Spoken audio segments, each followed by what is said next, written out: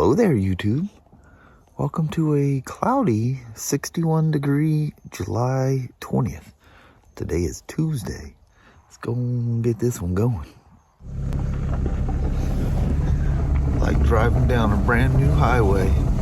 What's funny is when the neighbors go up and down, it makes it different.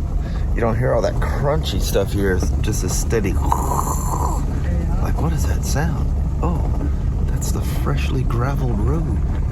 It's kind of cloudy down here in Van Chulo as well, Mama. Mm-hmm. What's going on?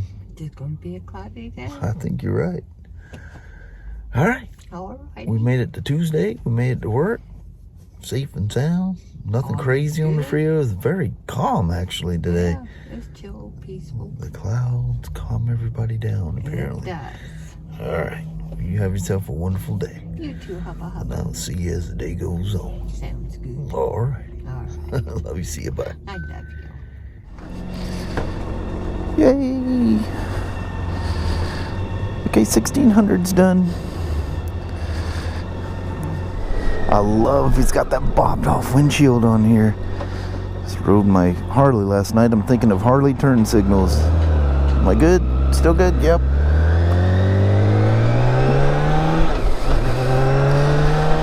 And this thing does not have Shift Assist Pro. I just happened to notice while I was working on it. K1600, they're pretty easy to see if it's got it or not. I generally don't use it anyway, so I'm pretty safe. But just in case I had the notion, this one does not have it. Do not just randomly shift the motorcycle. That would not be good. And you don't want to do anything weird on a K1600. From my experience, we have been set free from the traffic light.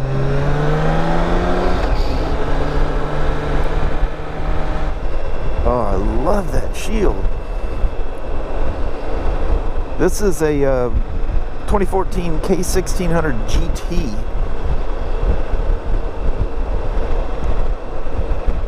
Yeah, perfect shield for one of these. I can't stand them big old towering shields.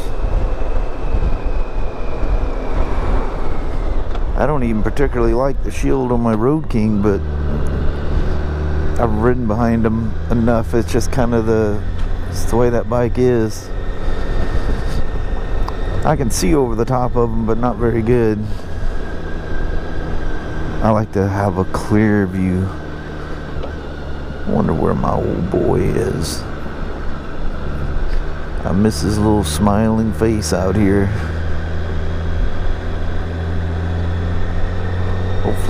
Hopefully everything's okay in his life.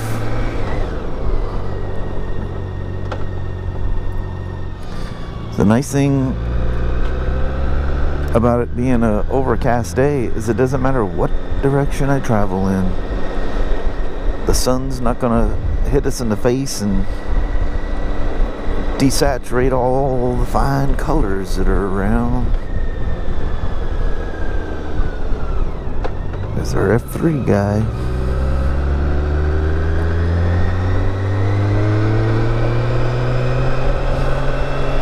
I remember them talking about the starter clutches on these things in school, but I don't remember exactly. There are so many things they talked about K1600s. Uh-oh. This guy is officially cleaned up and possibly moved on. He left a Yamaha big wheel in the frame of something else over there. I wonder if he had all that stuff like in his garage and he's slowly cleaning up to move or something. Who knows?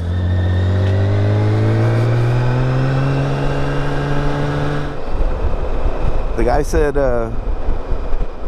because once that starter clutch starts, it's just needle bearings in that thing. And once those things seize up, well, it starts turning the starter. It's a one-way bearing that only locks in the powered starting mode. Then once it starts, the engine's obviously going way faster than the starter does. And then when you let go of the button, the starter stops. So that's when the one-way clutch, now it's in a slipping mode. There ain't no telling. It's not really a serviceable part. You just order the whole shaft, gear set, starter or clutch assembly. So you know, there's no way of telling. Was it one of the needle bearings that failed?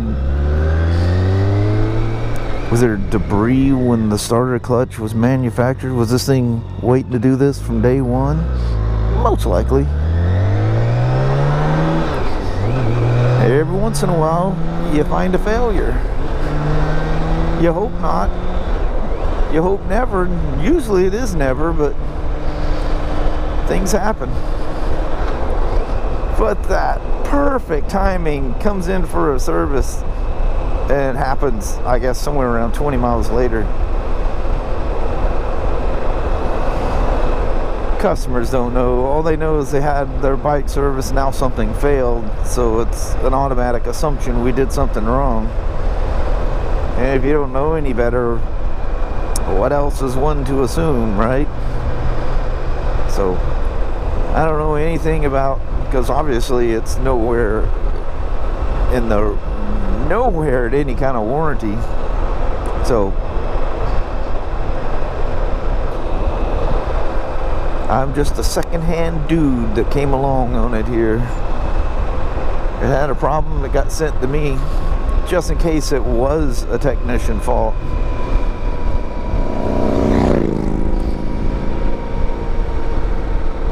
And then I probably got the most K1600 experience, so Lord help me.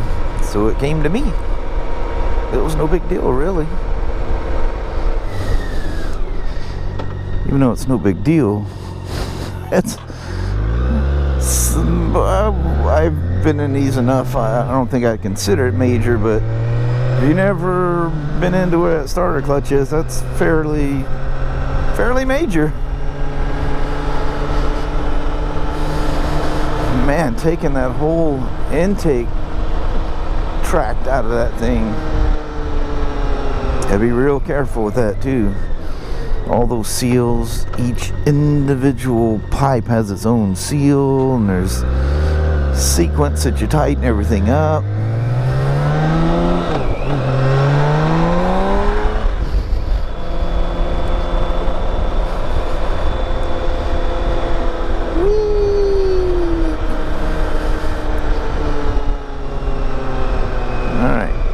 Just take a quick little jaunt through past orchards there and head on back. I don't need to ride it any more than this. She's perfectly fine. She's all kinds of happy. I hear the happy 16 whistle. She's down there saying, "Whistle while you work."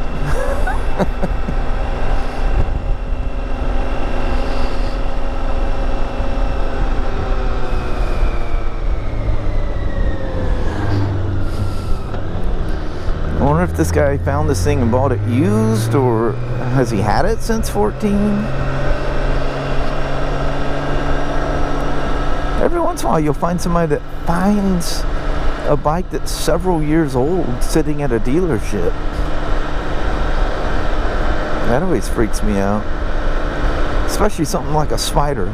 Oh yeah, they had one that was 3 years old or 2 years old. I'm like, what?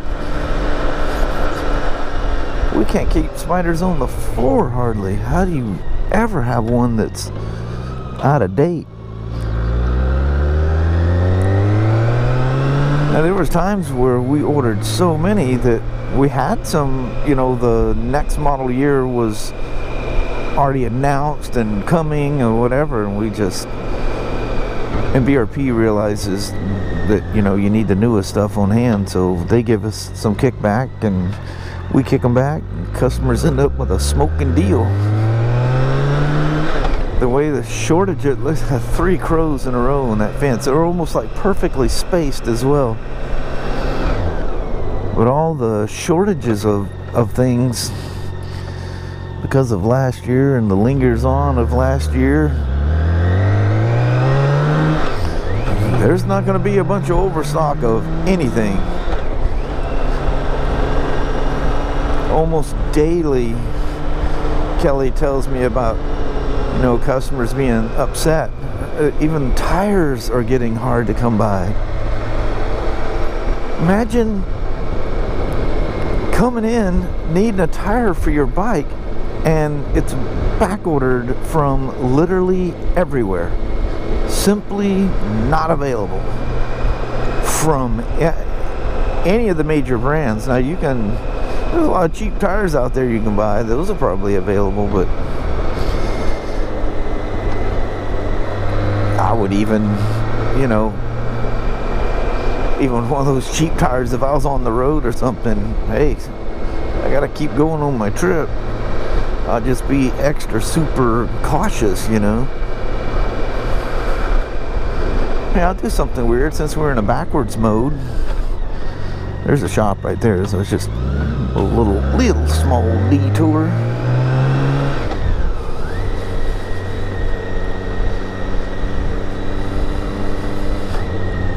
Very pleasing sounding motor. It sounds like my my 79 CBX back in the day. Although anybody that works on these, myself included, I hear one of these whistling things coming through the parking lot and it just makes you cringe. Dear God, what is this in for? There's rumors these things there will be none for next year. I think they've run their course. I think we ordered just absolutely what we have to order. They're tough to sell nowadays. That happens with bikes. They just fall out of favor. Wow, Rikers, man. Need a Riker? No, I don't think custom would like you doing. Those are all customers' vehicles. Hey, Smoak was giving Rikers away. Put a shield back where it was. Alright, I'll give you a quick little walk around. I like his little carbon pieces here and there. The GT. I always need one of them, at least nowadays anyway. The old arms got short syndrome. The GT. Alright. And look, a keyed one. We don't hardly get any BMWs that have a key. Cool. We made it home safe and sound. We actually left work a little early. Kelly had a doctor's appointment. And while she went in there, I went to Harbor Freight to get something I've been wanting to get for a while. One of these goofy little work platform things. You know how good that works for doing for washing cars and stuff? You walk along there, you can just kind of go back and forth. And I got a little 4-inch, little small, little work counter vise. That'll come in handy.